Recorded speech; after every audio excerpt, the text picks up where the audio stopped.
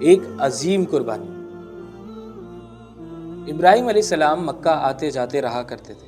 کہا جاتا ہے کہ براق جیسی ان کی سواری تھی جس کے ذریعے ان کے لیے سفر آسان تھا، اور آپ علیہ السلام مکہ میں ہونے والی ہر بات سے باخبر رہا کرتے تھے۔ وہاں دوبارہ سے لوگوں کا آباد ہونا اور اسماعیل علیہ السلام کے ساتھ ان کا گھل مل جانا سب آپ علیہ السلام کے علم میں تھا۔ ابھی تک اسحاق علیہ السلام کی خوشخبری آپ تک نہیں پہنچی تھی، یعنی اسماعیل علیہ السلام آپ کے لیے اکلوتے تھے۔ ابراہیم علیہ السلام کو اسماعیل علیہ السلام اور ان کی نسلوں سے کافی امیدیں وابستہ تھیں، جیسا کہ اللہ نے ان سے وعدہ کیا تھا۔ پر ایک رات ابراہیم علیہ السلام نے خواب میں دیکھا کہ وہ اپنے بیٹے کو اپنے ہی ہاتھوں سے ذبح کر رہے ہیں، اور یہ بھی ذکر ملتا ہے کہ یہ خواب آپ علیہ السلام نے مسلسل 3 راتوں تک دیکھا۔ یہ ابراہیم علیہ السلام پہ ایک بڑا سخت امتحان تھا، اور بے شک آپ علیہ السلام بے انتہا فرما بردار تھے۔ آپ علیہ السلام سمجھ گئے، جب آپ علیہ السلام نے وہی خواب بار بار دیکھا، آپ سمجھ گئے کہ آپ کا رب اب یہ چاہتا ہے کہ آپ اپنی سب سے زیادہ قیمتی چیز جو دنیا میں ہے، یعنی اولاد، وہ اپنے رب کی راہ میں قربان کریں، اپنے لخت جگر کو۔ آپ نے اس حکم پہ بھی لبیک کہا۔ جلد آپ نے یہ معاملہ اپنے بیٹے کے آگے رکھا تاکہ وہ رضامندی کے ساتھ اپنے آپ کو قربانی کے لیے حاضر کر دیں اور اس معاملے میں کوئی سختی نہ کرنا پڑے۔ اس لیے ابراہیم علیہ السلام نے فرمایا کہ بیٹا، میں نے خواب میں دیکھا ہے گویا میں تم کو ذبح کر رہا ہوں، تو بتاؤ تمہاری کیا رائے؟ اسماعیل علیہ السلام نے کہا، ابا جان، آپ کو جو حکم دیا جا رہا ہے آپ اسے کر ڈالیں، انشاءاللہ آپ مجھے صابروں میں سے پائیں گے، صبر کرنے والوں میں سے پائیں گے۔ یوں اسماعیل علیہ السلام نے بھی فوراً لبیک کہا۔ یہ دیکھ ابراہیم علیہ السلام کے لیے معاملہ آسان ہو گیا۔ مزید آپ علیہ السلام کی ہمت بندھ گئی۔ آپ علیہ السلام اسماعیل علیہ السلام کو لے کے آبادی سے دور قربانی کے لیے ایک اونچے مقام کی جانب لے آئے۔ اب ابلیس نے کوشش کی کہ وہ ابراہیم علیہ السلام کو روکے۔ کہا، اے ابراہیم، کیا کرتے ہو؟ کیا تم اپنے بیٹے کو قتل کرنے جا رہے ہو؟ وہ بھی ایک خواب کے پیچھے جس کی کوئی حقیقت نہیں۔ ابراہیم علیہ السلام نے پتھر اٹھائے اور اس کو مارا۔ پھر وہ اسماعیل علیہ السلام کی جانب گیا اور ان کو بہکانے کی کوشش کی کہ کہاں جا رہے ہو؟ یہ والد تمہارا تمہیں ذبح کر دے گا۔ اسماعیل علیہ السلام نے بھی اسے پتھر مارے۔ پھر یہ دونوں کے سامنے ظاہر ہوا اور اس نے اپنی آخری کوشش کی۔ کہا کہ یوں تو تیری نسل ختم ہو جائے گی، کوئی تیرا نام لینے والا باقی نہ رہے گا، اور یہ کیسی سنت تم دے کے جا رہے ہو کہ جو تمہاری پیروی کرے وہ اپنے بیٹے کو قربان کرے؟ ذرا سوچو، اس طرح تو نسلیں ختم ہو جائیں گی۔ سوچو، دوبارہ سوچ لو، ٹھنڈے دماغ سے سوچ لو۔ اس نے ہر قسم کی چال چلی کہ وہ ان کو روک دے۔ یہ تیسرا مقام تھا جہاں آپ دونوں نے مل کے اس پر پتھر برسائے، اور یہ عمل بھی ہمارے حج کا اہم رکن ہے، جو باور کراتا ہے، یاد دہانی کراتا ہے کہ جب تم اللہ کی راہ میں نکلو گے تو یہ شیطان تمہارا رستہ روکنے کی کوشش کرے گا، اور تب ہمیں مضبوط اور ثابت قدم رہنا ہے، اس سے لڑنا ہے اور آگے بڑھنا ہے۔ ابراہیم علیہ السلام اسماعیل علیہ السلام کے ساتھ آگے بڑھے اور ایک بڑے سے پتھر کے پاس جا کے ٹھہرے اور ارادہ کیا کہ یہیں اللہ کے حکم کی تعمیل کر دی جائے۔ یقیناً یہ ایک مشکل کام تھا۔ اسماعیل علیہ السلام نے کہا کہ ابا جان، میرا چہرہ آپ زمین کی جانب رکھیں تاکہ چھری چلاتے وقت آپ کو شکل دکھائی نہ دے، کہیں چہرہ دیکھ آپ نرم نہ پڑ جائیں، اور دیکھیں ابا جان چھری کو اچھی طرح تیز کر لیں تاکہ یہ کام جلدی صفائی کے ساتھ ہو جائے۔ ابراہیم علیہ السلام نے ہدایت کے مطابق بیٹے کو پیشانی کے بل الٹا لٹا دیا۔ اسماعیل علیہ السلام نے کلمہ شہادت پڑھا اور ابراہیم علیہ السلام نے بسم اللہ اللہ اکبر کی صدا بلند کرتے ہوئے چھری پھیر دی، اور اسی درمیان اللہ کی جانب سے آواز آئی۔ اللہ نے کہا، اے ابراہیم، تو نے خواب سچ کر دکھایا، اور ہم نیکی کرنے والوں کو ایسا ہی بدلہ دیتے ہیں۔ ہم نے ایک بڑی قربانی فدیے میں دے کر اس بچے کو چھڑا لیا۔ ابراہیم علیہ السلام نے دیکھا کہ اللہ نے وہاں ایک خاص میمنہ بھیجا۔ اس میمنے کے متعلق حضرت ابن عباس رضی اللہ عنہ فرماتے ہیں کہ وہ 40 برس تک جنت میں چرتا رہا، اور اس پر سرخ اون لدھی ہوئی تھی۔ وہ موٹی آنکھ والا تھا اور ممیاتا ہوا آیا تھا۔ یہ وہی مینڈا تھا جس کی قربانی حضرت آدم علیہ السلام کے بیٹے حابل علیہ السلام نے کی تھی اور قبول کر لی گئی تھی۔ اس قبولیت کے بعد یہ مینڈا، یہ میمنہ وہاں پر چرتا رہا جنت میں، واللہ عالم۔ البتہ یہ خاص مینڈا تھا، اور اسی مینڈے کے متعلق اللہ تعالیٰ فرماتا ہے کہ ہم نے ایک بڑی قربانی فدیے میں دے کر اس بچے کو چھڑا لیا، اس بچے کو بچا لیا۔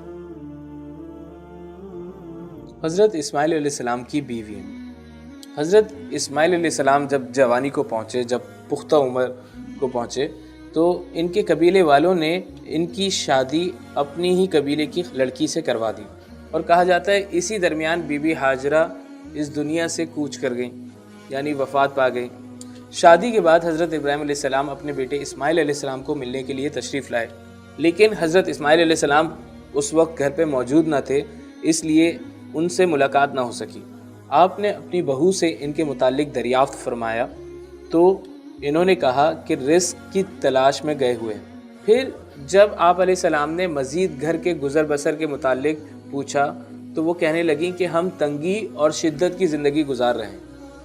اس طرح انہوں نے شکوہ و شکایت کے انداز میں بات کی، تو حضرت ابراہیم علیہ السلام نے فرمایا کہ جب اسماعیل علیہ السلام آئیں تو انہیں میرا سلام کہیے گا اور انہیں پیغام دیجیے گا کہ وہ اپنے دروازے کی چوکھٹ بدل لیں۔ جب حضرت اسماعیل علیہ السلام شام کو گھر واپس آئے اور انہوں نے کچھ محسوس کیا تو دریافت فرمایا کہ کیا ہمارے گھر میں کوئی آیا تھا؟ اس پہ انہوں نے کہا ہاں، اس طرح شکل و صورت کے بزرگ آئے تھے، انہوں نے آپ کے متعلق پوچھا تھا تو میں نے انہیں آپ کے بارے میں آگاہ کیا کہ آپ نہیں ہیں۔ پھر انہوں نے ہمارے گھریلو گزر بسر کے بارے میں دریافت فرمایا تو میں نے بتایا کہ ہم تنگی اور سختی کی زندگی بسر کر رہے ہیں۔ حضرت اسماعیل علیہ السلام نے معلوم کیا کہ انہوں نے کچھ وصیت بھی کی تھی۔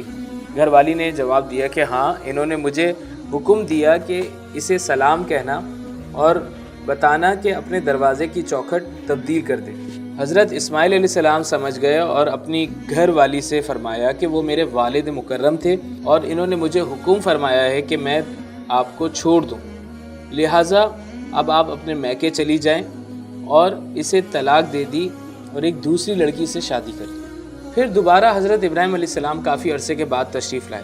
اب بھی باپ بیٹے کی ملاقات نہ ہو سکی تو آپ نے اپنی بہو اسماعیل علیہ السلام کی اہلیہ سے پوچھا کہ اسماعیل کہاں ہیں؟ انہوں نے بتایا کہ ہمارے لیے روزی روٹی تلاش کرنے گئے۔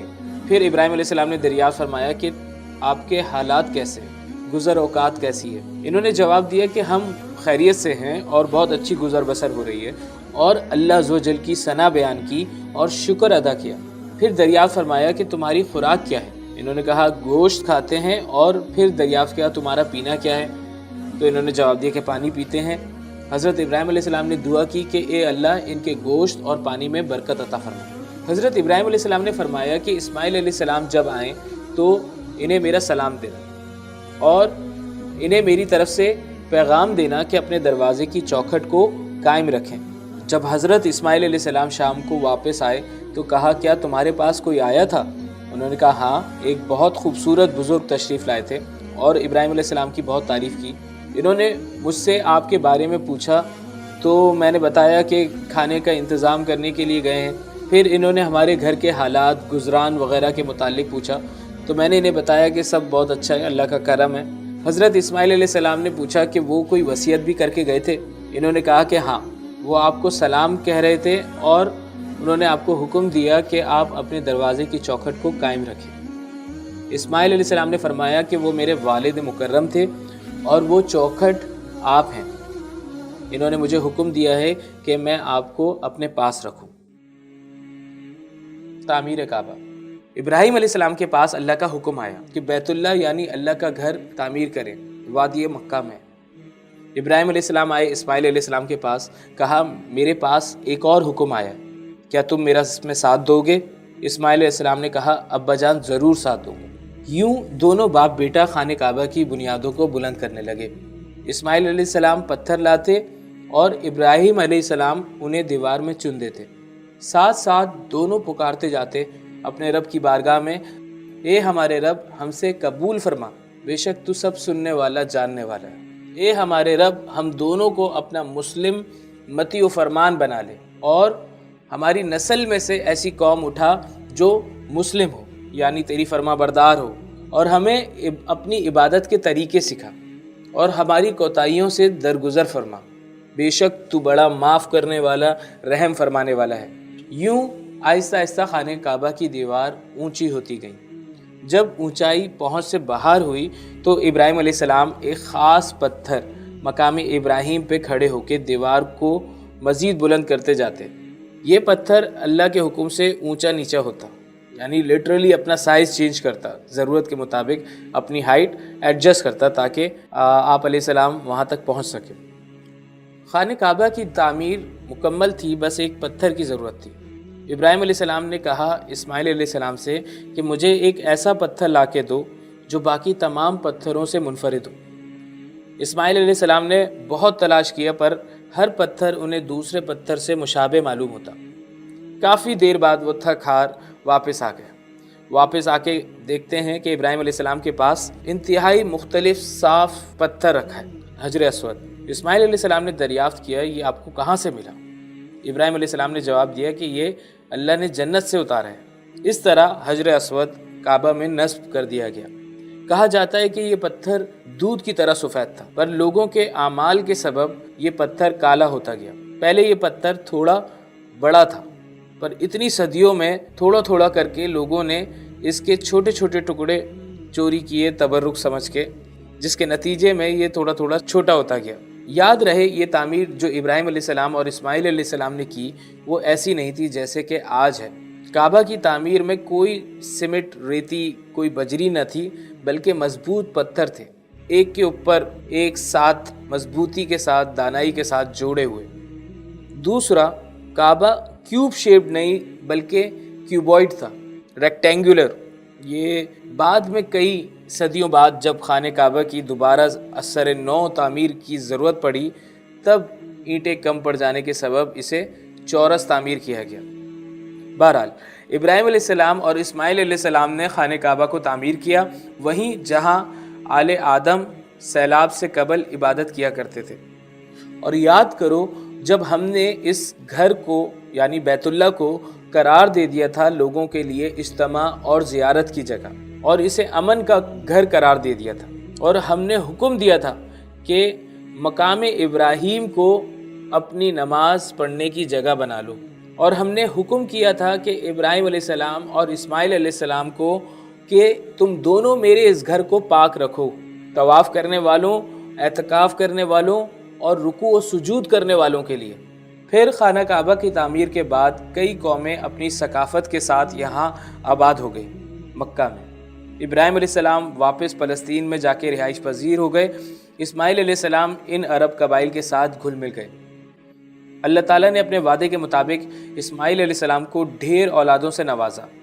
انہی اولادوں میں سے ایک قبیلہ تھا جو آگے چل کے قریش کہلایا۔ انہی قریشیوں میں سے بنو ہاشم ابھرے جن میں سے ابو مطلب تھے۔ حضرت اسماعیل علیہ السلام نے اپنی بیشتر زندگی مکہ میں ہی گزاری اور مکہ میں ہی آپ کی تدفین ہوئی۔ اللہم صلی علی محمد و علی آل محمد کما صلیت علی ابراہیم و علی آل ابراہیم انک حمید مجید۔ اللہم بارک علی محمد و علی آل محمد کما بارکت علی ابراہیم و علی آل ابراہیم انک حمید مجید۔